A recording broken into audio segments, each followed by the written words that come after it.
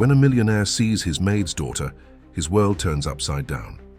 She is identical to her daughter, and the truth comes out, they are twin sisters who were separated in the past. This dark secret he's tried to bury for years now threatens to destroy everything he loves most. He needs to find out who is hiding the truth from whom, his wife or the poor maid. Get ready because this story will touch your heart. Subscribe to the channel, like this video, and comment on where you are watching from. The Duran mansion stood imposingly on top of a hill in one of the capital's most exclusive neighborhoods. With its meticulously manicured gardens and imposing architecture, the house looked like something out of a fairy tale. But for Leo Duran, the place was more like a gilded prison than a home. On that autumn morning, Leo was looking out at the city from his office window.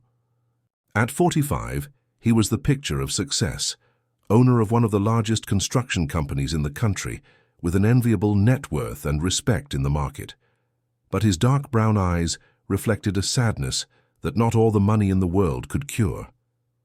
Mr. Duran, the candidate for the maid position, has arrived. The voice of Andreas, his butler for over 2 decades, interrupted his thoughts. Leo looked at his wristwatch. Punctual. That was a good sign. Send her in, Andreas. Seconds later, a woman of about 35 years old entered the office. Her black hair was tied in a simple bun, and she wore modest but clean and well-pressed clothes. Her eyes, a deep green, showed determination. Good morning, Mr. Duran. I'm Mila Olsen. Leo gestured to the chair in front of him. Please sit down. Mila obeyed, keeping her posture straight and her hands folded in her lap. There was dignity in her simple gestures. I see you have good references, Leo commented as he leafed through the resume. You worked at the Mendonça household for 5 years. Yes, sir. I only left because they moved abroad. Leo nodded. The Mendonça family was well known in social circles, and if Mila had worked for them for so long, she was probably trustworthy. Do you live far from here? On the outskirts, sir. East. And how do you plan to get to work? It's almost 2 hours by public transport. Mila didn't hesitate. I wake up early, Mr. Duran. I've never been late for any job. There was determination in her voice, and Leo appreciated that. He hated people who played the victim of their circumstances. Do you have family, Mila? A brief flash of hesitation passed through her eyes, but she quickly regained her composure. Yes, sir. An 8-year-old daughter, Sophia. Leo felt a tightness in his chest. Children. His expression visibly hardened. And who takes care of her while she works? She stays at school full-time and then goes to my neighbor's house until I get home. Leo stood up and walked to the window again. He didn't want Mila to see his face. There was something about this woman that intrigued him. A quiet strength, a dignity that contrasted with her financial situation. I need to make one thing clear, Mila. I don't like children in my house. Under no circumstances should your daughter come here. Understand? Perfectly, Mr. Duran. Leo turned to face her. The pay is good, and I'll provide accommodations for you during the week if you prefer. On the weekends, you can go home. Mila's eyes shone with hope. Staying during the week would mean saving on transportation and having more time to rest. It would be great, sir.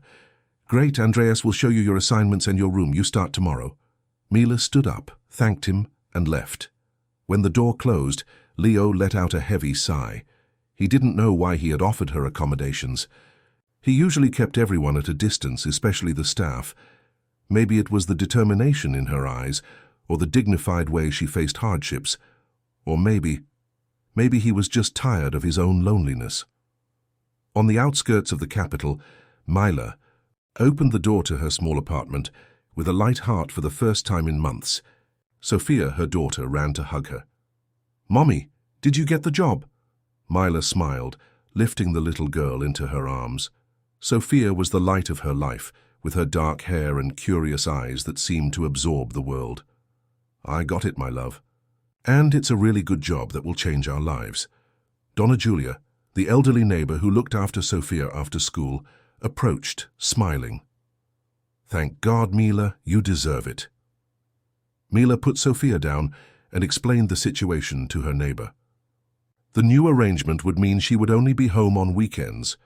It will be difficult to be away from Sophia, but it will only be for a short time. Soon, we will be in a better situation, and I will be able to work closer to home. Sophia hugged her mother's waist. I don't want to be away from you, Mommy. Mila knelt down to her daughter's level. It'll just be for a few days each week, my love, and on the weekends we'll be together, and soon we'll be able to have a better life. Donna Julia offered to continue taking care of Sophia during the week. She can sleep here. I have space, and I like her company. I don't know how to thank you, Donna Julia. No need to thank me. In this life, one hand washes the other. Later, while Sophia slept, Mila packed her clothes into a small suitcase. Her thoughts returned to Leo Duran. There was something mysterious about the man. Behind his cold, distant demeanor, she had seen a deep pain in his eyes. The kind of pain she knew well, the pain of loss, of abandonment. Her mind went back to Carlo, her ex-husband, who had abandoned them when Sophia was only 2 years old. It was better this way, she muttered to herself, better without someone who didn't value us. But as he closed his suitcase, a sense of uneasiness settled in his chest. For some reason he couldn't explain, he felt as though his life was about to change irrevocably. In the Duran mansion, Leo sat in his dark office with only the dim light of a lamp illuminating an old photograph in his hands. In it, a girl of about 16 years old smiled with all the innocence and joy in the world. Ingrid, he whispered, running his fingers gently over the image. I miss you so much. A single tear ran down her face as she put the photograph away in the drawer. For 20 years she had carried the weight of that guilt. For 20 years she had lived only half-heartedly, unable to allow herself any happiness. But that night something had changed. He didn't know what it was, but for the first time in a long time he felt a small spark of hope. Fate had placed Mila Olsen in his path, and without either of them knowing, their lives were now irrevocably intertwined by secrets that time would reveal. Mila's first few weeks at the Duran mansion went by without any major setbacks. She quickly adapted to the routine of the house and gained the trust of Andreas and the cook, Donna Clara. She had learned to anticipate Leo's needs, who spent most of his time away at business meetings or locked away in his office when he was home. It was a Friday afternoon when Mila finished tidying the main bedroom and went down to the kitchen, where Donna Clara was preparing a snack. The boss is a mystery, isn't he? The cook commented as she cut slices of cheese. 15 years. Working here and I still don't understand him. Mila picked up a cup of coffee. He looks sad. And how could it not be? Donna Clara lowered her voice, coming closer. You know what happened to his sister, don't you? Mila shook her head. Leo Duran was a reserved man, and she respected that. Donna Clara looked around, as if checking if they were alone. It was 20 years ago. He and his younger sister, Ingrid, were in a terrible car accident. He was driving. She didn't survive. A shiver ran down Mila's spine. My God! Since then, he's never been the same. Before, he was happy, full of life. Now, Donna Clara gestured vaguely, it's as if a part of him left with her. Mila felt a surge of compassion. She knew what it was like to carry pain and guilt. Although her circumstances were different, she recognized the look in her eyes of someone who lived with ghosts from the past. And he never married? He has no family? There was a time when he had a serious relationship, a girl named Elisa, but it didn't work out. Since then, it's been nothing but work. I think he's scared. Afraid of what? Of holding on, of losing again. At that moment, the kitchen door opened, and Leo walked in. The two women immediately fell silent. From his stern look, Mila was sure he had heard at least part of their conversation. Donna Clara, I need you to prepare something special for dinner. I will have an important guest. Of course, sir. What would you prefer? That mushroom risotto that only you know how to make. He turned to Mila. And you set up the dining room with the best china and crystal. Yes, sir, Mila replied, avoiding his gaze. Leo left the kitchen as silently as he had entered. He doesn't like us to talk about the past, Donna Clara whispered. "It's like a taboo in this house." Later, as she set the dinner table, Mila couldn't stop thinking about what Donna Clara had told her. She imagined the weight Leo carried, the guilt he must feel. Maybe that explained his cold and distant behavior, his aversion to children, who probably reminded him of the sister he had lost. Leo's guest, a middle-aged man named Remy Müller, arrived promptly at 8. He was a prominent investor, and the conversation during dinner turned to business. Mila served discreetly, as she had been instructed. As she cleared the dessert plates, she noticed a picture frame on the shelf that she had never seen before. Leo must have put it there for the occasion. In the picture, 2 young men were smiling. One of them was clearly Leo, younger, and next to him was a teenage girl with a radiant smile. Ingrid. It had to be her. With a start, Mila realized something that made her heart race. The girl in the photo bore a striking resemblance to her daughter, Sophia. The same large, expressive eyes, the same face shape, even the smile was similar. "Anything else, Mila?" Leo's voice brought her back to reality. He was watching her with an unreadable expression. "No, sir, excuse me." In the kitchen, Mila tried to calm herself. It was just a coincidence, it had to be. Thousands of girls all over the country could look like that. But the resemblance was unsettling. The weekend arrived and Mila returned home eager to see Sophia. The little girl ran into her arms as soon as she entered the apartment. "Mommy, I missed you so much." Mila hugged her tightly, burying her face in her daughter's dark hair. Sophia was her treasure, her reason for living. There were so many sacrifices she would make for her, so many she had already made. How was school this week? Sophia began to tell her excitedly about her classes, her friends, and a drawing she had made especially for her mother. Mila listened, attentively, but her thoughts occasionally returned to the photo in the Duran mansion. On Sunday night, while preparing her clothes for the week, Mila found an old box in the back of her closet. Inside were the few documents and photographs she had kept from the past. Among them was Sophia's adoption certificate. Sophia was not her biological daughter. Mila had adopted her as a baby, after she was found abandoned at the door of an orphanage.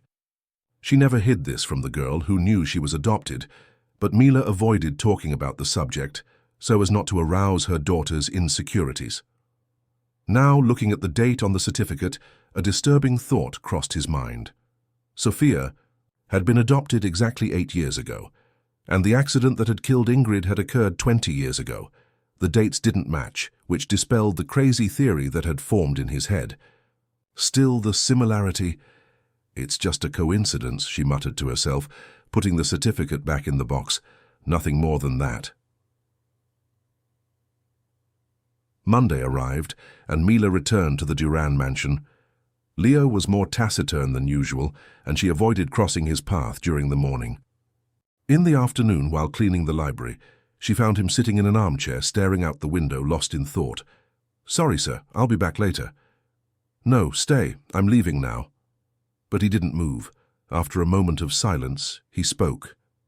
Without looking at her, "I saw you looking at the photograph in the dining room." Mila felt her face heat up. "I'm sorry, sir, I didn't mean to—" "It was my sister, Ingrid." His voice was distant, almost a whisper. "She was 16 when she left us." "I'm sorry, sir." Leo turned to face her. "You have a daughter, don't you? How old is she again?" 8 years, sir." A sad smile formed on his lips. "Ingrid loved children. She said she would be a teacher one day." It was the first time Leo had talked about something personal, and Mila didn't know how to react. She chose silence, allowing him to continue if he wanted. "Sometimes I wonder what life would be like if she were still here, if I had done things differently that day." A lone tear ran down his face, and he quickly wiped it away as if embarrassed. He stood up abruptly. "Finish your work. I'll be in the office." When he stepped outside, Mila realized something had changed. A small crack had opened in Leo Duran's armor, allowing her to glimpse the wounded man behind the cold, distant facade. Across town, in a plush conference room, Mila's ex-husband, Carlo Olsen, was poring over documents with growing interest. After a 6-year absence, he had returned to the country in search of opportunities. And to his surprise, he had discovered that one of those opportunities might involve his ex-wife and the child she had abandoned. "So Leo Duran hired her?" he asked the private investigator he had hired. "Yes, sir. She's been working at his mansion for almost a month." Carlo smiled, satisfied. Fate was sometimes ironic. He had abandoned Mila and Sofia when he realized there was no financial future in that relationship. Now he discovered that they had gotten close to one of the richest men in the capital. "Keep monitoring. I want to know everything that happens in that house." The investigator nodded and left, leaving Carlo to his plans. If he played his cards right, he could use this situation to his advantage. After all, he still had legal rights over Sofia. Or so everyone believed. What no one knew, not even Mila, was that Carlo was keeping a secret that could change everything. A secret about Sofia's true origins. Autumn was coming to an end, bringing with it those uncertain days when the heat of summer was already announced, but the night still held a mild coolness. It was a Tuesday when Mila's phone rang during breakfast at the Duran mansion. "Oh my God, what do you mean?" "Okay, I'm coming over right now," she said, standing up abruptly from the kitchen table where she was having coffee with Donna Clara and Andreas. "What happened, Mila?" asked Donna Clara, worried. "It's Sofia. She has a high fever, and the neighbor can't stay with her today. I need to go pick her up from school." Mila looked desperate. "I'm going to have to miss work. I have no one to leave her with." Andreas and Donna Clara exchanged glances. They both knew how much Leo hated children in his house. "The boss won't like this at all," Andreas muttered. "I know, but what can I do? My daughter is sick. I can't leave her alone." Mila began to gather her things. "I'll talk to Mr. Duran before I leave. He left very early for a meeting and won't be back until late afternoon," Andreas said. Mila bit her lip, undecided. "I'll call him then." But when she tried, the call went straight to voicemail. After several failed attempts, Mila made a risky decision. She would go get Sofia and bring her to the mansion. She would keep the girl in her room, away from Leo's eyes, until she could find another arrangement. "Can you cover for me for a few hours?" he asked his colleagues. Donna Clara sighed. "Go get your daughter, Mila. If the boss asks, I'll tell him you had an emergency and will be back soon."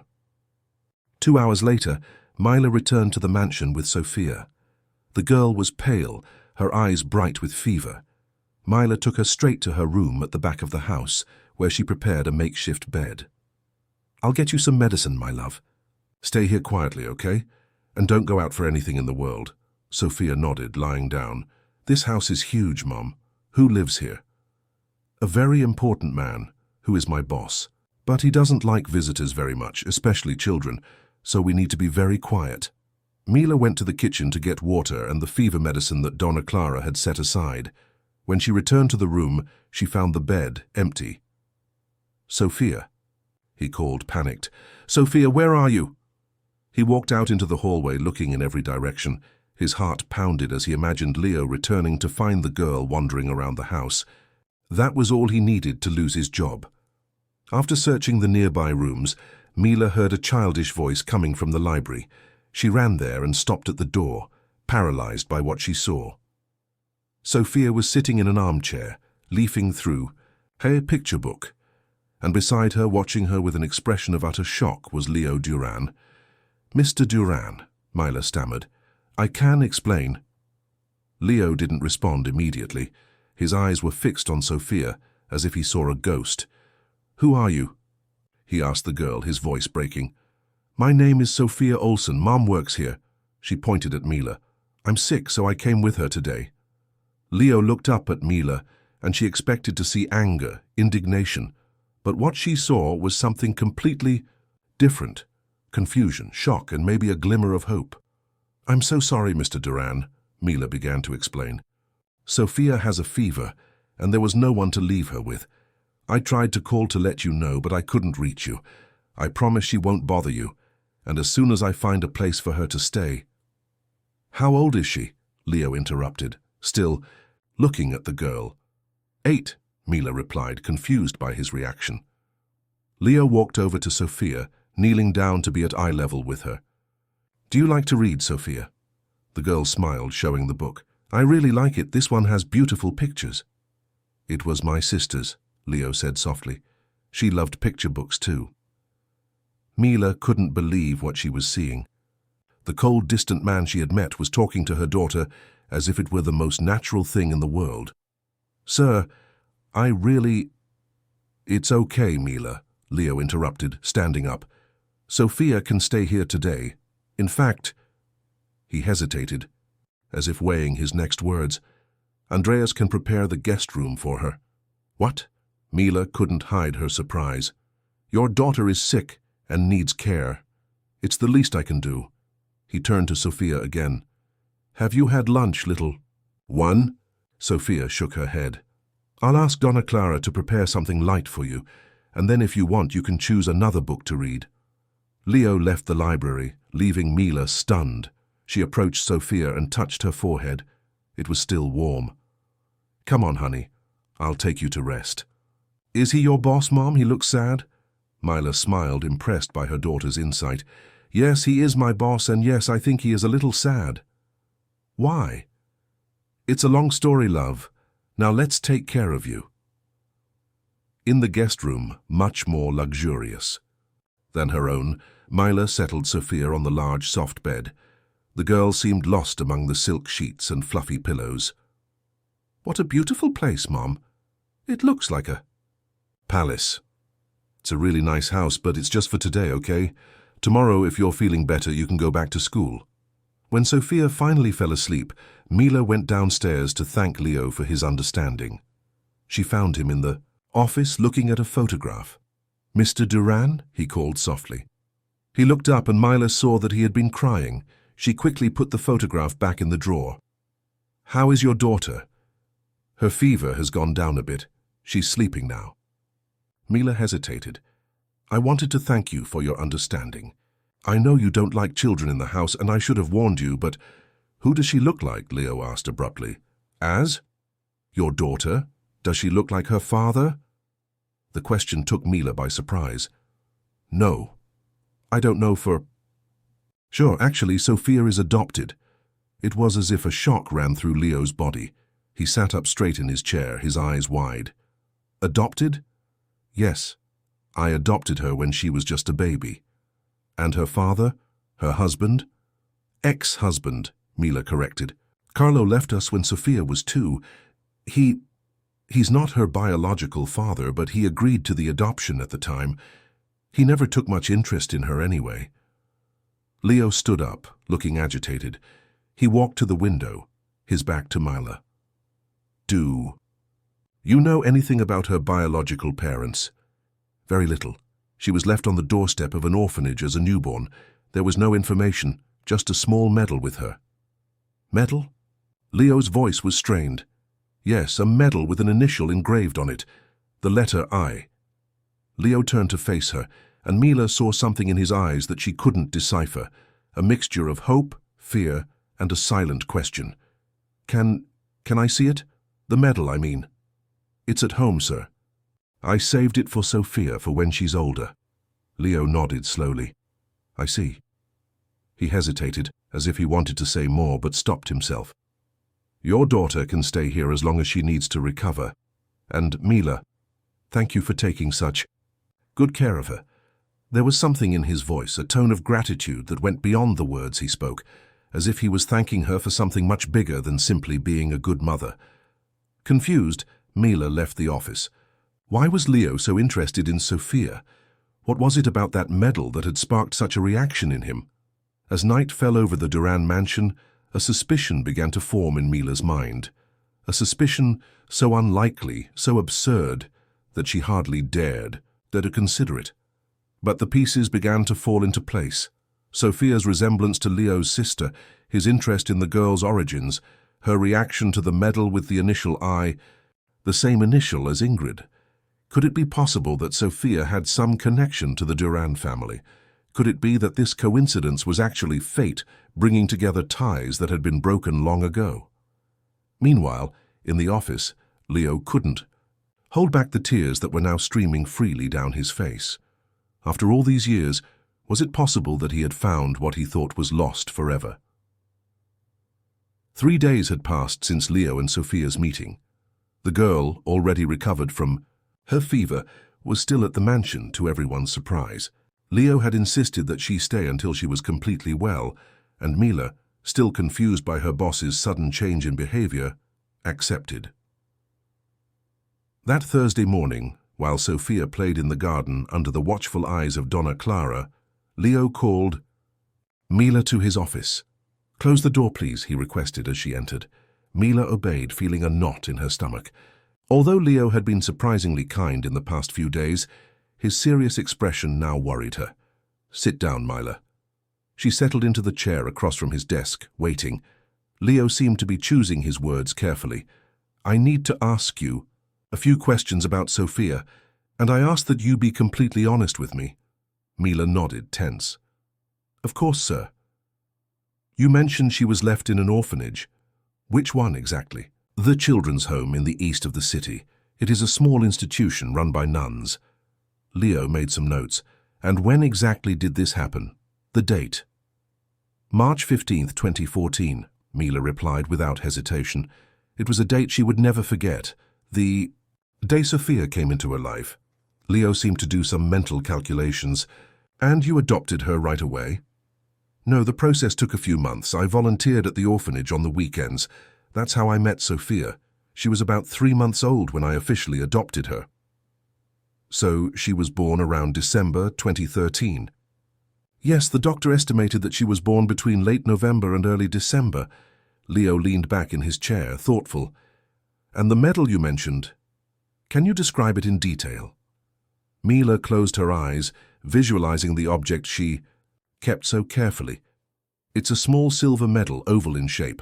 On one side it has the letter I engraved in elaborate calligraphy. On the other side there's a small design that looks like a star." Leo paled visibly. He stood up abruptly and walked over to a bookshelf. From there, he took out a small carved wooden box. He opened it and took out something that he showed to Mila. "Does it look like this?" 10. His hands was a medal identical to the one Mila had described, except for the initial. This one had an L engraved on it. It's exactly the same," she murmured, astonished. "How is that possible?" Leo sat back down, placing the medal on the table. "These medals were ordered by my father when Ingrid and I were born. It was a tradition in the Duran family. Each child received one at birth with their initial engraved on it." Mila felt her heart race.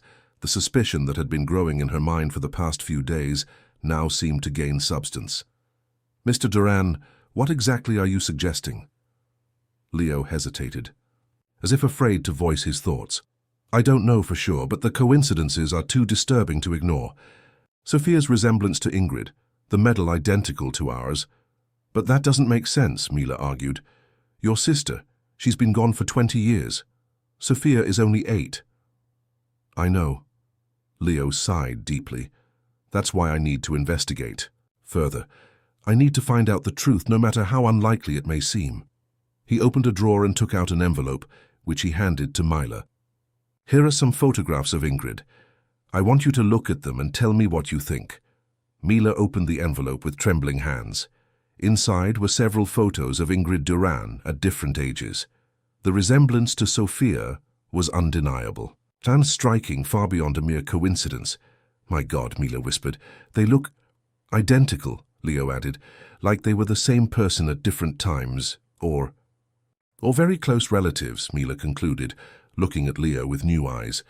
"Do you think Sophia could be—" "I don't know what to think," Leo interrupted, standing up again, "but I intend to find out.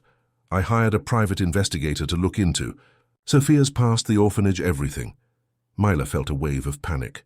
"Mr. Duran, I understand your curiosity, but Sophia is my daughter, legally adopted with all her papers in order. I don't want anything to disrupt her life." Leo walked over, sitting on the edge of the table, closer to Mila. "I don't intend to take Sophia away from you, Mila. I just want to understand the truth. If there is any connection between her and my family, don't you think she has the right to know?" Mila didn't answer immediately. Her mind was full of questions and fears. If Sophia really did have some connection to the Durans, what would that mean for them? I need time to process all of this, he said finally. And please don't mention any of this to Sophia. She's just a child. Sure, Leo agreed. We'll keep this between us for now. Mila got up to leave, but Leo stopped her with a question. Your ex-husband, Carlo, did he know Sophia was adopted? Yes, it was a decision we made together. At the time, we couldn't have biological children. And he never showed any interest in knowing her origins. Mila thought for a moment. Not really. Carlo was never very attached to Sophia even before he abandoned us. Something in Leo's expression indicated that he was connecting dots that Mila couldn't yet see. Thank you, Mila. You can go now. As she walked out of the office, Mila felt as if the ground had been pulled out from under her feet. In just a few days, her life had been turned upside down, and something told her that the revelations were just beginning. In the garden, he found Sophia happily playing with a miniature gardening set that Leo had bought especially for her. Mommy, look! I'm planting flowers like Mr. Andreas taught me. Mila smiled, trying to hide her uneasiness. That's beautiful, my love. Are you having fun? A lot, Uncle Leo said. We're going to plant a flower bed of my own this weekend. Uncle Leo? Mila repeated, surprised. Sophia nodded enthusiastically. He said I can call him that. He's nice, Mommy. He knows lots of stories and has lots of picture books. Mila looked toward the house and saw Leo watching them through the office window. Their eyes met for a moment, and she felt something inexplicable, a mixture of fear, confusion, and, surprisingly, trust. The next day, while Sophia was in the library with Andreas, who had taken a liking to the girl and offered to read stories to her, Leo received a visit from the private investigator he had hired. I found some interesting information, Mr. Duran, Roman Mendez said, opening a folder on the table. First, about the orphanage.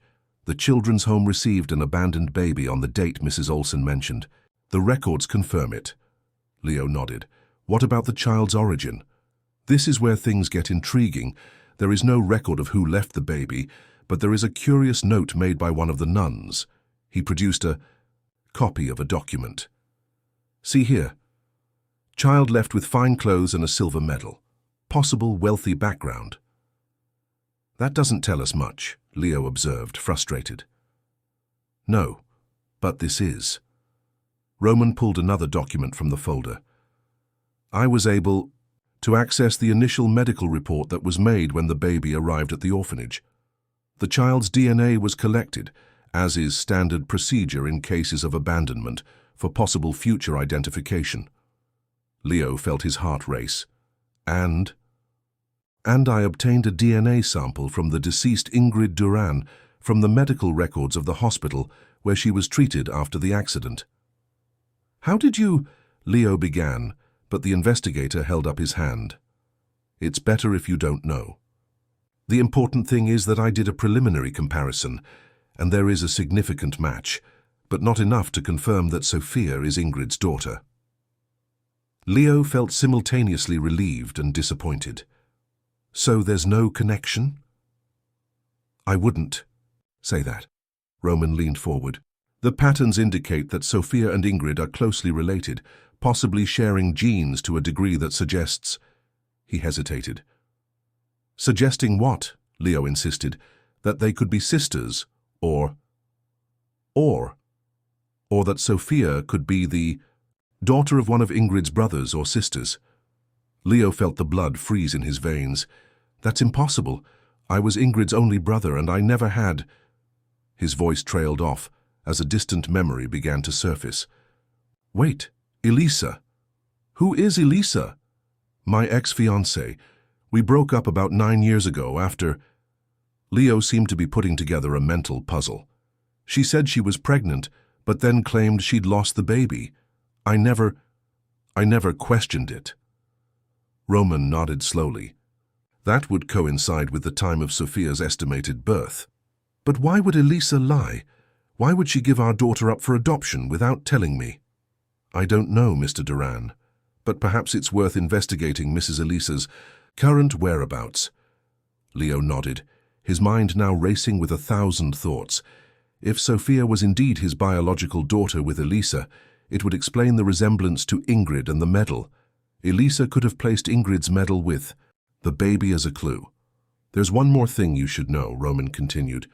Carlo Olsen, Mila's ex-husband, recently returned to the country, and according to my sources, he's shown a sudden interest in Sophia. What kind of interest?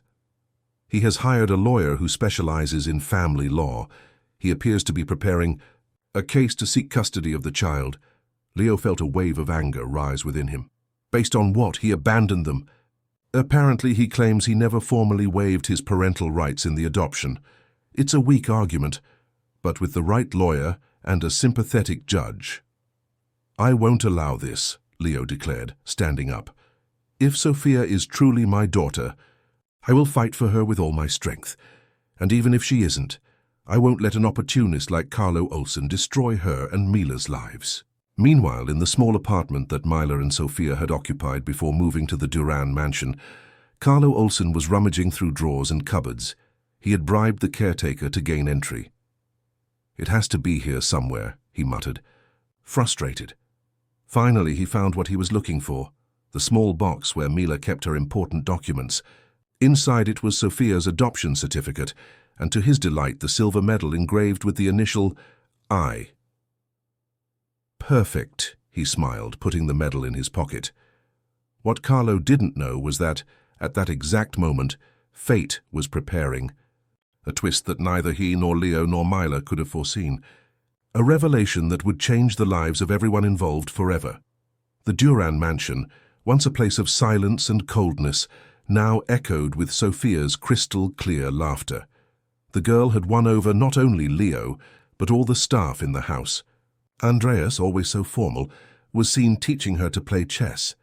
Donna Clara prepared her favorite dishes, and even the gardener, Mr. Jonas, had reserved a small flower bed where Sophia could plant her own flowers.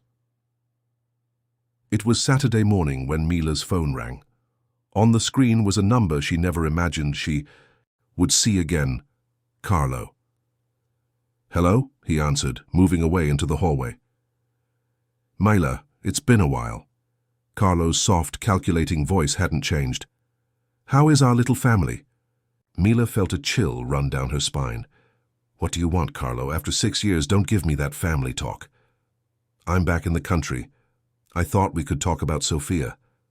There's nothing to talk about. You abandoned us, remember? You have no right to her. Carlo laughed softly. Are you sure about that? I'm legally her father, Mila. I never formally waived that right. You're a monster, Mila hissed, trying to hold back her tears. Why are you doing this now? I heard you're working for Leo Duran.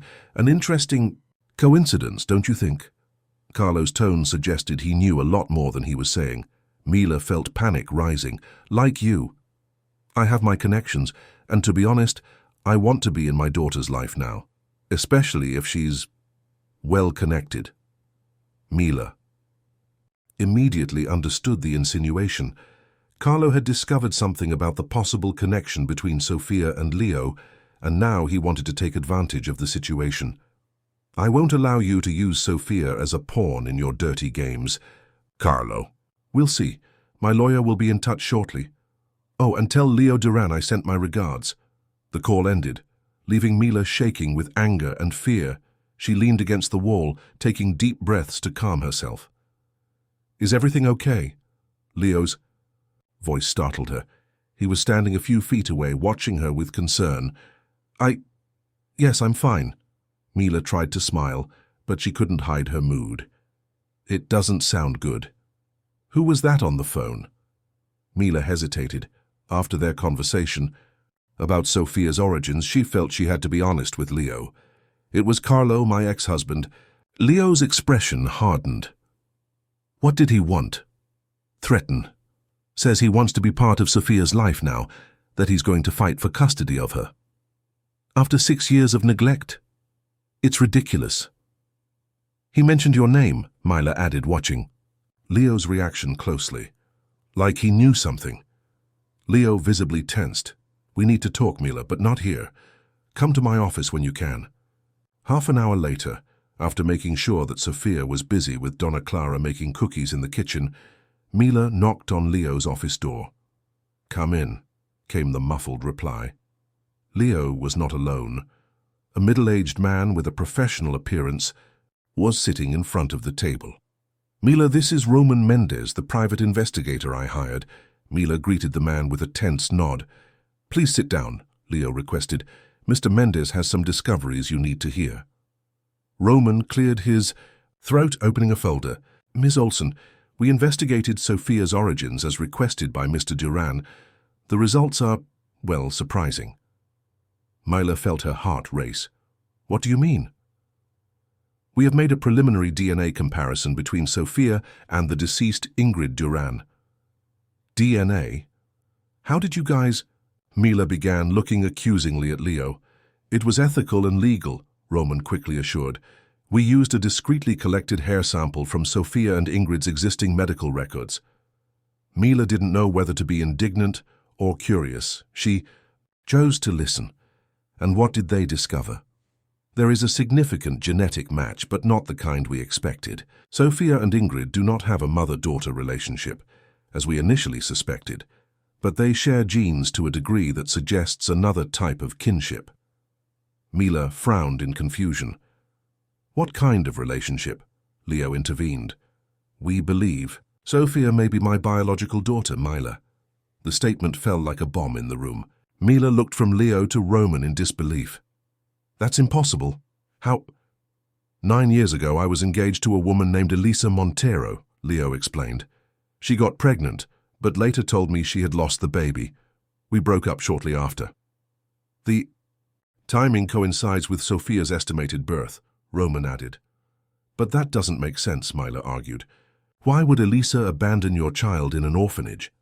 "That's what we intend to find out," Leo said. "Roman is trying to locate Elisa now." Mila tried to process all that information. If Sophia really was Leo's biological daughter, that would change everything. "What about the medal?" he asked. "The one Sophia had when they found her had the initial I on it, not L." "It was Ingrid's medal," Leo confirmed. "She wore it all the time, even on the day of the accident. But we never found it afterward. I always thought it was lost, but now—" "Now you think Elisa took it and put it with Sophia when she abandoned her," Mila added, beginning to understand. "As a clue, or as a way to ensure the child had a connection to the Duran family, should anyone find him," Roman suggested. Leo looked emotional.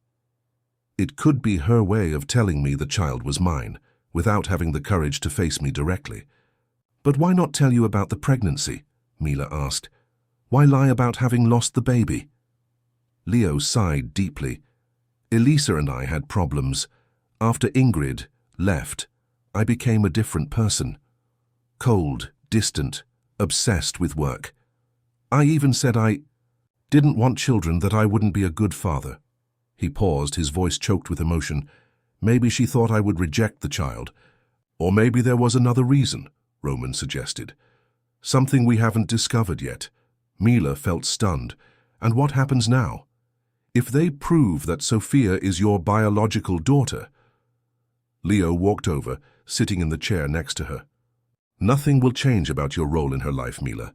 You are Sophia's mother in every way that matters. But yes, I would like to be a part of her life too, if you'll let me." "What about Carlo?" Mila felt a lump in her throat. "He seems to know something about all this, and he's threatening to try to get custody."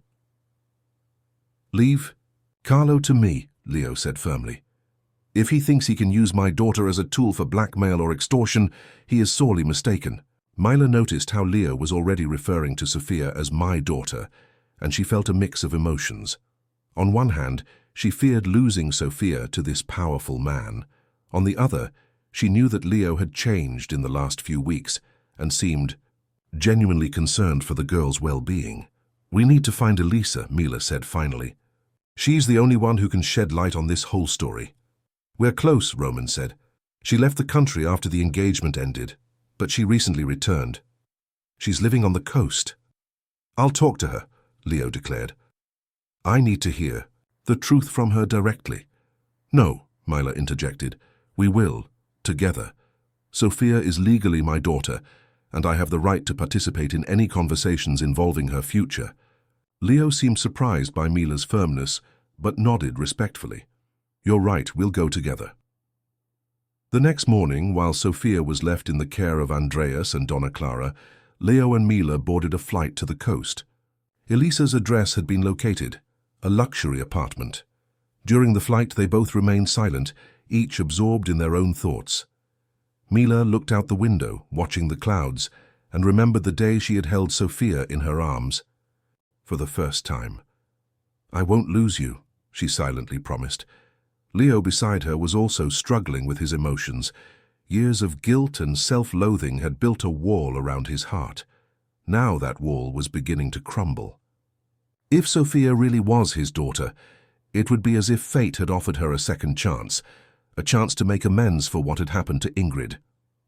When they arrived at the building where Elisa lived, they were informed by the doorman that she had left but would be back soon. They decided to wait in a nearby coffee shop. "What was she like?" Mila asked, breaking the silence between them. "Elisa." Leo thought for a moment. Determined, intelligent. She came from a traditional family, but wanted to build her own career as an architect. That's how we met. She worked on one of my projects. "Did you love her?" The question took Leo by surprise. "Yes," he finally answered, "in my own way. But after Ingrid, it was like I couldn't love completely, you know. There was always a part of me that was inaccessible." Mila nodded. She understood perfectly what it meant to love incompletely, always protecting a part of yourself. Her phone rang, interrupting their conversation. It was Andreas reporting that a man had shown up at the mansion, demanding to see Sophia. "Carlo," Mila whispered, horrified. "He went to the mansion." Leo picked up the phone. "Andreas, don't let that man near Sophia. Call security if necessary. We're coming back immediately." When he hung up, he saw a woman approaching the coffee shop. Even after 9 years, he recognized her instantly. "Elisa," he murmured. Mila followed his gaze. The woman who entered was elegant, with blonde hair and a confident posture. She stopped when she saw Leo, as if she had seen a ghost. "Leo? What? Are you—" "We need to talk, Elisa," he said, standing up, "about our daughter." Elisa paled, looking from Leo to Mila with wide-eyed shock. In that moment, Mila knew they had found the missing piece of the puzzle, and what they discovered next would change their lives forever. The silence in Elisa's apartment was almost palpable. The three of them were sitting in the elegant living room overlooking the sea, but no one was enjoying the view. Elisa, pale and visibly nervous, held a glass of water with trembling hands. "How did you find me?" he finally asked, breaking the oppressive silence. "That doesn't matter now," Leo said, leaning forward. "What matters is that I know about the child, Elisa, about our daughter." Elisa closed her eyes for a moment, as if gathering her courage. "I thought this secret would never come to light." "Why?" Leo's voice was thick with suppressed emotion. "Why lie to me? Why tell me you lost the baby?" Elisa placed the glass on the coffee table and looked directly at Leo. "Do you really need to ask? After the tragedy with Ingrid, you changed completely. You became cold, distant. When I told you that I was pregnant, you reacted with horror, remember? You said that you didn't want children, that you couldn't be a father." Leo lowered his head, remembering that moment. "I was scared. I didn't believe I deserved a family after what happened." "Exactly. And I didn't want to raise a child with someone who rejected it before it was even born." Elisa sighed, deeply. "So I decided to give the child up for adoption. It would be better for everyone." Mila, who had been watching the exchange in silence, intervened. "And the medal? The one the baby had when he was found at the orphanage?" Elisa looked at Mila curiously. "Who are you exactly?" "Mila Olsen. I'm Sophia's adoptive mother." Elisa's face lit up with a mix of surprise and excitement. "Sophia, is that her name? It's beautiful." "Yes," Mila confirmed. "She's 8 now. She's an amazing little girl." Elisa's eyes filled with tears. "I'm glad she found a good home." "The medal, Elisa," Leo insisted. "It was Ingrid's. How did you get it?" Elisa hesitated. "After the accident, when Ingrid was in the hospital, I went to visit her. She was..." unconscious. The medal was on the bedside table. I picked it up, I don't know why. Maybe as a reminder of her. You two were so close, and I wanted to have something that symbolized that connection. And you put her with the baby. When you abandoned him, Leo concluded. I didn't abandon her, Elisa protested. I gave her up for adoption through the proper channels. And yes, I put the medal with her. I thought that if you ever found her, you would know she was your daughter. Mila tried to process all that information. But there's something I don't understand. If you gave the baby up for adoption through the proper channels, how was she found abandoned on the doorstep of the orphanage? Elisa frowned, clearly confused. What are you talking about? I personally handed her over to the social worker. I signed all the necessary documents. Leo and Mila exchanged puzzled looks.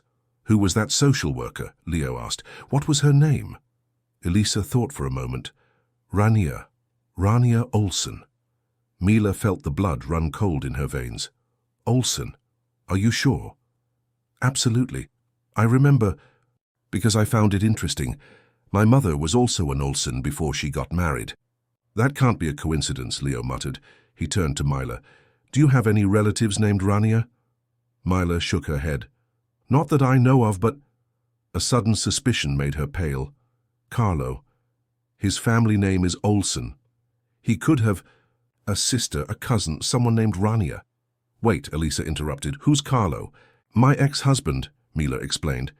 He helped me adopt Sophia, but he abandoned us when she was 2. Now all of a sudden he's back and wants custody of her. Elisa looked increasingly disturbed. This is very strange.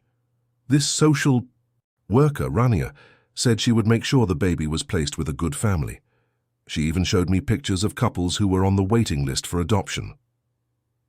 And when exactly did this happen? Leo asked. Late November 2013. Baby was born on November 27th. The pieces of the puzzle began to fall into place, forming an alarming picture. I think we were all manipulated, Leo said slowly. Carlo somehow found out about the pregnancy, maybe through this Rania, if there really is a connection between them. He saw an opportunity. An opportunity for what? Asked Elisa. To gain access to the Duran fortune, Mila replied, understanding finally dawning. He married me knowing I desperately wanted a child. Then, through this Rania, he orchestrated everything so Sophia would be abandoned. At the orphanage where I volunteered, he knew I would fall in love with her and want to adopt her. But it's monstrous, Elisa whispered. Carlo has always been manipulative, Mila confirmed. And he was only interested in money and status. When he realized he couldn't get anything from me, he abandoned us. Now he must have somehow discovered the connection between Sophia and Leo and wants to try again. At that moment, Leo's phone rang. It was Roman, the investigator. Mr. Duran, we have a problem. Carlo Olsen is in court right now with a lawyer. He has filed a motion for a temporary custody order for Sophia, claiming that Mrs. Olsen is mentally unstable and that the child is in danger. What? Leo exclaimed. That's absurd. There's more, Roman continued. He's presented documents that suggest he was the one who found the abandoned child and turned her over to authorities, which would technically give him priority in the adoption process. He's claiming that Mila manipulated the system to gain custody. He's turning everything around, Mila said, horrified. He's the one who manipulated it. We need to return to the capital immediately, Leo declared, ending the call. He looked at Elisa. Will you come with us? Elisa hesitated for only a second. Yes, if there's a chance I can meet my daughter and stop this man from hurting her, I want to help. Within an hour, the 3 of them were on their way to the airport. On the plane, Leo was making frantic calls to his lawyer, preparing for the legal battle that lay ahead. Mila, at his side, alternated between moments of panic and fierce determination. I won't lose her, he repeated, like a mantra. Not to Carlo. Elisa, sitting across the aisle, watched, the 2 of them with a mixture of admiration and remorse. I'm sorry about all of this, she said finally. If I had been honest from the beginning... It's not your fault, Mila assured. You did what you believed was best for your daughter. Just like me. Leo, ending his call, turned to them. My lawyer will meet us at the courthouse. We've also requested an emergency DNA test to confirm that I'm Sophia's biological father. That should nullify any claims Carlo has." "What about me?" Mila asked, her voice shaking. "I'm the only mother Sophia has ever known. She can't be taken away from me like this." Leo gently touched Mila's hand. "I won't let that happen, I promise." The look they exchanged was filled with unspoken emotions. In the past few weeks, something had changed between them. What had started as a simple employee-employer relationship was now much more complex. There was respect, trust, and perhaps something even deeper being born. When the plane landed in the capital, they went straight to the courthouse. There, they found a chaotic scene. Carlo, elegantly dressed, was talking to his lawyer in a corner. When he saw Mila, Leo, and surprisingly Elisa entering together, his confident expression wavered for a moment. "Mila," he greeted, approaching with a forced smile. "I see you brought reinforcements. It wasn't necessary. This is just a misunderstanding that we can resolve civilly." "Where's Sophia?" Mila demanded, ignoring his attempt at conversation. "She's safe with social workers," Carlo replied, his smile fading. "The judge thought it best that she remain in state custody until we can resolve this situation." "You monster," Mila hissed, advancing towards him, but Leo gently stopped her. "That's not how we're going to solve this," he muttered. Then, addressing Carlo in a dangerously calm voice, "We know everything, Olsen. About Rania, about how you manipulated the adoption, about your plans to use Sophia to try to extort money from the Duran family." Carlo's face lost some of its color, but he maintained his composure. "I don't know what you're talking about." "Yes, you do," Elisa interjected, stepping forward. "I gave my daughter to a social worker named Rania Olsen, a woman who, oddly enough, shares your last name. And now, 9 years later, you come along claiming rights over a child you never wanted?" Leo's lawyer approached, accompanied by Roman. "Mr. Duran, we've got something that might help." He held up a tablet with documents on it. Phone records showing frequent communications between Carlo Olsen and Rania Olsen Santos in the weeks leading up to Sophia's abandonment. What's more, Rania worked in the social services department, but was fired for adoption irregularities shortly after this incident. Carlo was starting to look cornered. "That doesn't prove anything."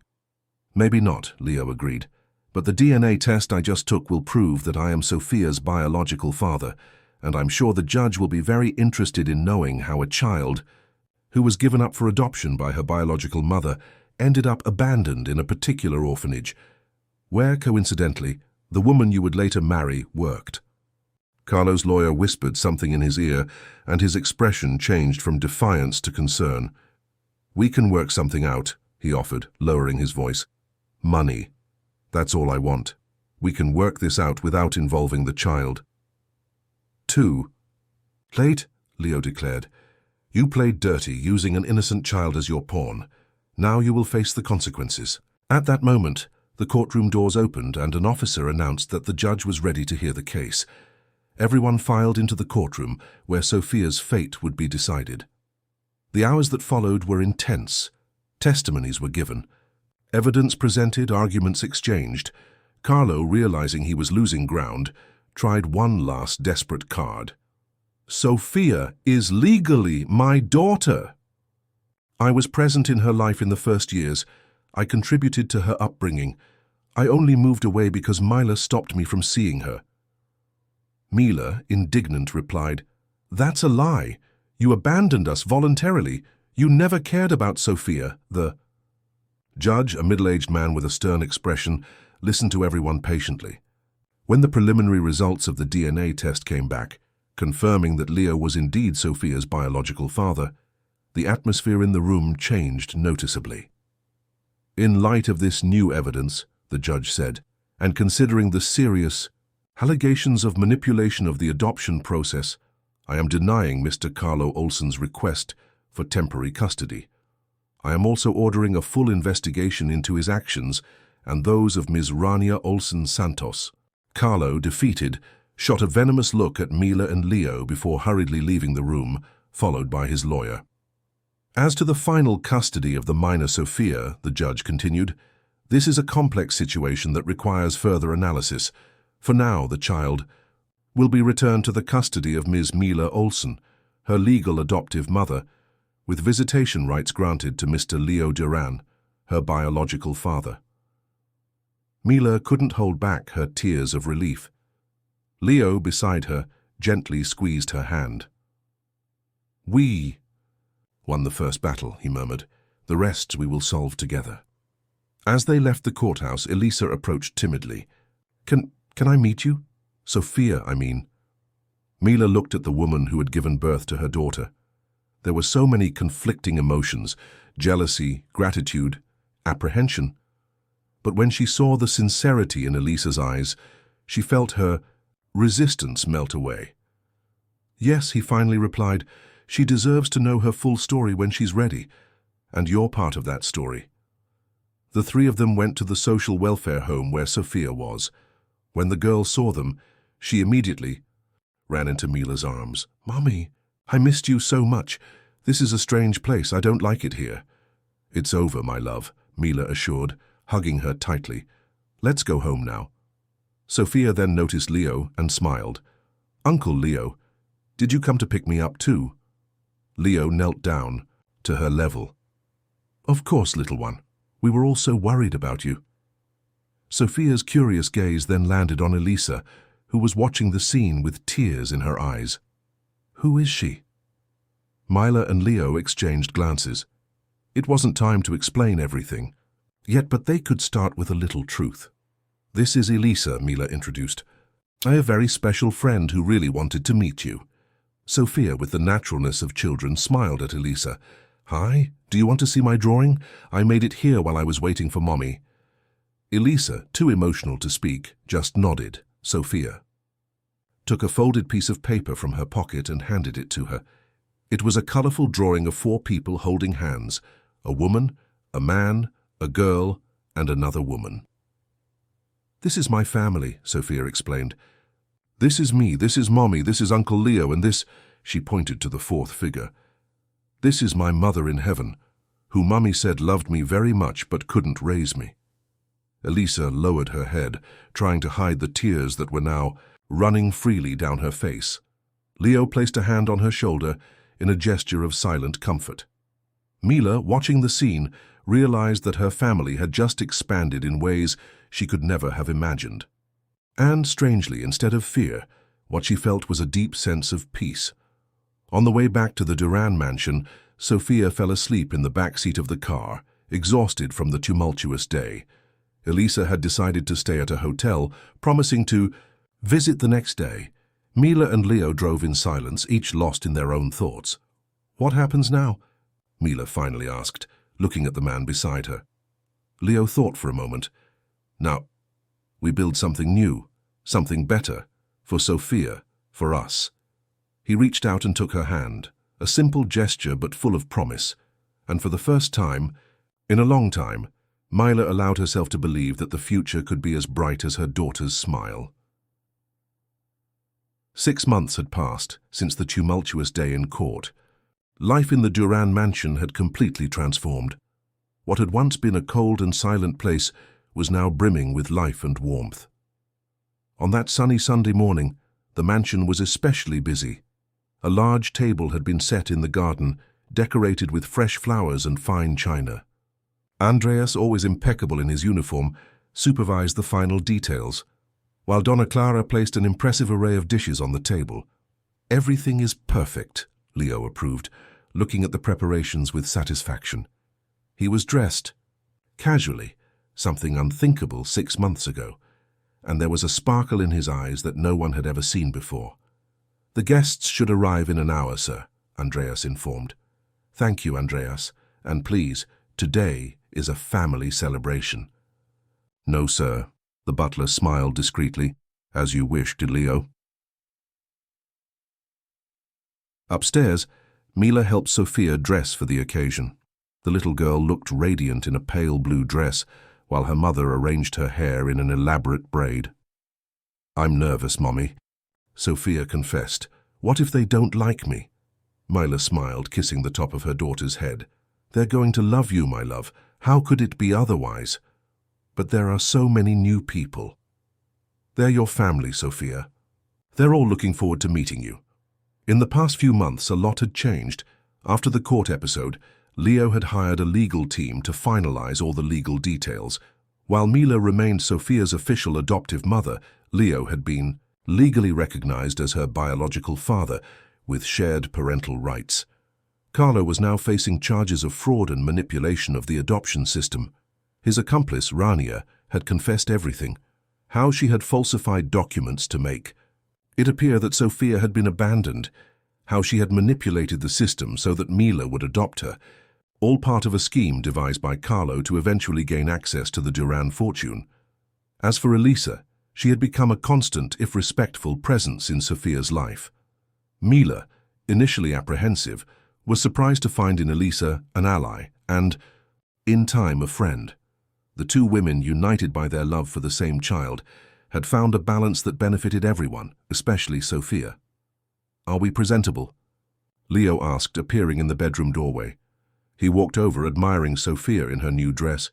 "You look beautiful, little princess." Sophia smiled, beaming at the compliment. Over the past few months, the bond between her and Leo had grown stronger, in ways no one could have predicted. He took her on walks, read her bedtime stories, helped her with her homework. He was, in every way, the father she'd never had. "How do I look?" Mila asked, nervously adjusting the simple but elegant dress she was wearing. Leo watched her with a look that said more than words. "Stunning," he replied simply. Their relationship had evolved as well. What had begun as a connection based solely on their shared concern for Sophia had deepened. Now they lived together in the mansion, no longer as boss and maid, but as partners, co-parents, friends, and perhaps something more. The guests began to arrive promptly at 11 o'clock. First came Elisa, elegant as ever, bringing gifts for Sophia. Then came Mr. Reuben Duran, Leo's uncle, and the only close relative he had left. Then came distant cousins and family friends, all eager to meet the new Duran heiress. "I can't believe I'm finally meeting you," Mr. Reuben said, hugging Sophia excitedly. "You're the picture of Ingrid when she was little." Sophia smiled shyly. Over the past few weeks, Leo and Mila had explained her full story in an age-appropriate way. She knew now about Ingrid, about Elisa, about how fate had conspired to bring them all together in unexpected ways. "Uncle Leo showed me pictures of her," Sophia replied. "She was very beautiful." Mr. Reuben wiped away a discreet tear. "Yes, she was, and I'm sure she would be very happy to see us all here together today." The Sien party was going along lively. Sophia, overcoming her initial shyness, charmed everyone with her intelligence and vivacity. Leo watched the scene with a mixture of pride and gratitude. His life, once so empty and bitter, was now overflowing with joy. "A penny for your thoughts," Mila said, approaching with 2 glasses of champagne. Leo accepted the drink, smiling. "I was thinking about how life can be twisted. For 20 years I lived in guilt and isolation. I felt like I didn't deserve happiness after what happened to Ingrid. And now I understand that she would never want that for me. Ingrid was light, joy. She would be horrified to see how I closed myself off from the world." Mila lightly touched his arm. "I think she would be proud of you now, of the man you've become, of the father you are to Sophia." Leo looked around at the small crowd gathered in his garden. Sophia stood in the center, laughing as Andreas taught her how to serve lemonade like a true hostess. Elisa chatted animatedly with Donna Clara, probably exchanging recipes. Mr. Reuben told old stories to his younger cousins. It was more than a family reunion. It was a celebration of new life, a new beginning for all of them. "I have something to show you," Leo said, guiding Mila to a quieter corner of the garden. From his pocket, he took out a small velvet box. Mila's heart raced. "Leo, it's not what you think," he smiled, opening the box. Inside was a silver medal identical to the ones Ingrid and Leo had received as children, but with the initial S engraved on it. "I had it made for Sophia," he explained, "so she will always remember that she is part of the Duran family. It's legacy and history. Mila felt tears forming in her eyes. She'll love it. There's one more thing, Leo continued, suddenly nervous. These last few months have made me realize so many things, Mila. About what really matters. About allowing myself to live again. About love. Leo, Let me finish, please. He took a deep breath. You came into my life as an employee, but you quickly became so much more. A friend, a confidant, a partner. The woman who, along with Sophia, brought light back into my existence. Leo took Mila's hands in his. I'm not asking for anything right now. I know we're still building something, learning to navigate this new reality. I just want you to know that when you're ready, when we're both ready, I hope we can take the next step. Building not just a family for Sophia, but something for ourselves. Mila felt a wave of emotion wash over her. 6 months ago, she had been a single mother struggling to make ends meet, and Leo had been a lonely man stuck in the past. Now, they were here, transformed by each other's presence in their lives. We are already building, she replied softly. Every day, every moment. Leo smiled, leaning in to kiss her gently. It was a kiss full of promise of future possibilities. Mommy, Daddy, come see what Uncle Reuben brought. Sophia's excited voice interrupted the moment. Leo and Mila exchanged smiling glances. It was the first time Sophia had called Leo Daddy, and the effect was immediate. Her eyes glistened with barely contained tears. Come on, Mila said, squeezing his hand. Our daughter is calling.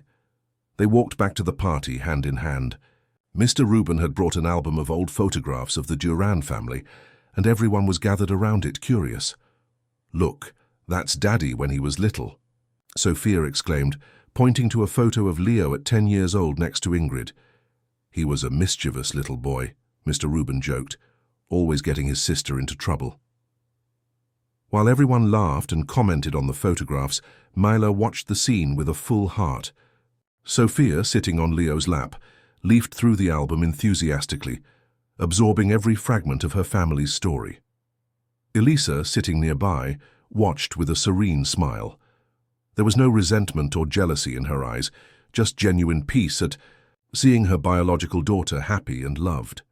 A gentle breeze rustled the leaves of the trees, bringing with it the scent of flowers from the garden.